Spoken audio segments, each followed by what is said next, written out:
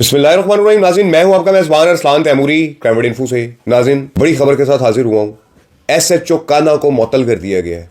और आपको ये बताता चलूं कि जो थाना है काना, मुख्तलिफ मीडिया पर्सनस ने मुख्तलिफ व्लॉग्स में ये बताया है कि ये लाहौर का सबसे बड़ा थाना है और सबसे महंगा थाना है।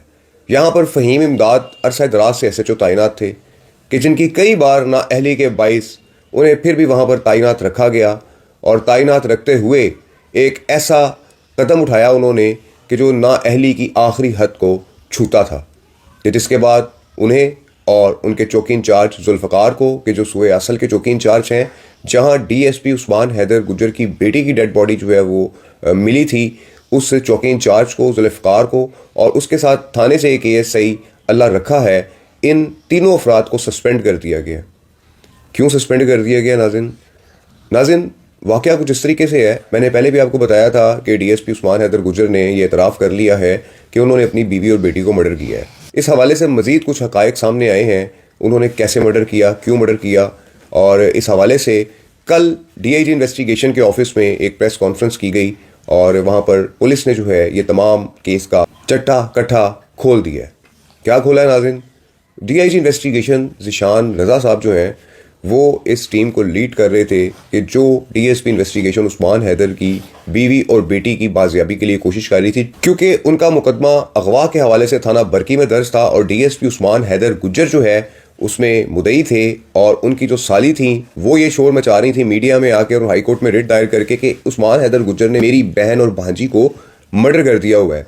इसके बाद नाज़रीन तफ्तीश का आगाज़ हुआ और SP investigation model town Ayaz Hussain साहब जो है उन्होंने पेशा वाराना तरीके के साथ अपनी टीम के साथ मिल के ये सारे मामले को ट्रेस किया। और जब ट्रेस किया कुछ शवाहिद उनको मिले, फ्रांजिक करवाई गई उस्मान हैदर गुज्जर की गाड़ी की, कि जिस गाड़ी में वो उस रात जिस रात ये खेल खेला गया, खूनी खेल खेला गया। नाज़रीन, मैं बड़ा शौक हुआ हूँ।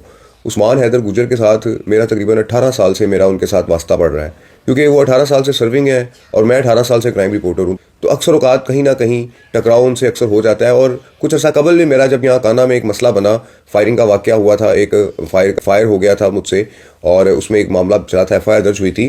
तो उस वक्त भी इस केस के इन्वेस्टिगेशन के जो डीएसपी थे वो उस्मान हैदर गुज्जर साहब थे और उन्होंने बड़े बाएतमाद अंदाज से मेरी बात सुनी थी और बिल्कुल वो नॉर्मल मुझे लग रहे थे। और नाज़रीन, ये मैं आपको बता दूं, उस दौरान मर्डर कर चुके थे।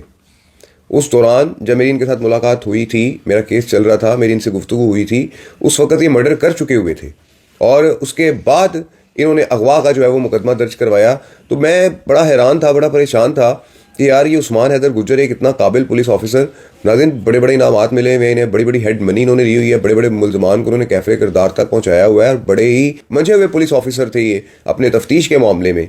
और मैं हैरान हुआ हूँ कि ऐसा ब्लंडर कर दिया इन्होंने कि मैं खुद शौक हूँ कि यार ये क्या कर दिया इन्होंने।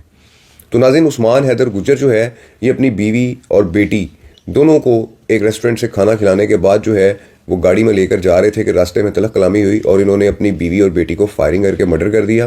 बीवी की लाश को काला शाह काकू के करीब, जिला शेखुपुरा फिरोज वाला लगता है उसको तहसील उसकी, वहाँ पर जाकर इन्होंने बीवी की लाश को जो है वो डंप कर दिया। और उसके बाद बेटी की लाश को लेकर ये काने आ गए और सूबे असल चौकी जो है यहाँ पर इन्होंने बेटी की लाश को जो है वो फेंक दिया, कि जहाँ पर मुकामी पुलिस यानी कि लाश देखकर चौकी इंचार्ज जुल्फ़कार को बुलाया गया और एएसआई अल्लाह रखा थाने से पहुंचा। एसएचओ के नोटिस में ये बात लाई गई कि जनाब डेड बॉडी को फायर लगा हुआ है और ये मर्डर का मामला लग रहा है। उसके बावजूद एसएचओ फ़हीम इमदाद ने नाज़रीन सिर्फ 174 की कार्रवाई करके लाश को लावारिस करके दफना दिया।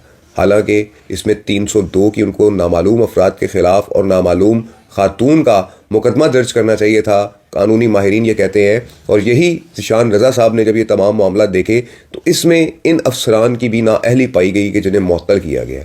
नाज़रीन, फ़हीम इमदाद अरसा दराज से यहाँ थाना काना के अंदर तैनात थे और मुख्तलिफ इनके मामला है। मैं बताना शुरू करूँ तो इनको लगाने वाले शर्मिंदा हो जाएं कि यहाँ पर कर क्या रहे थे।